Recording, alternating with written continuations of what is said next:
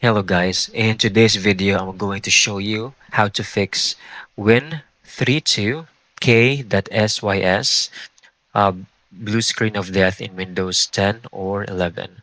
So let's begin. So make sure before we proceed that you have the rights to run applications as the admin, okay? Because that's really important in order for us to proceed, okay?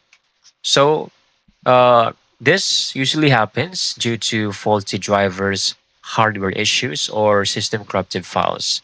Fixing this will significantly improves system stability and prevents repeated crashes. So go over here on the Windows Start button, look for CMD, and run as the admin. Then it will show this window. Okay. What we need to do is a very simple troubleshooting command, which is sfc/scan now.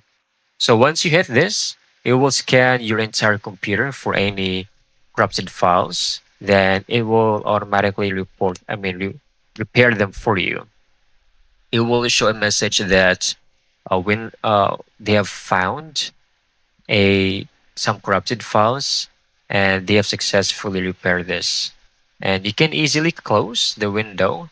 You can even restart your computer if you wish, but that should definitely solve this blue screen of death error. So I hope you found this video very helpful.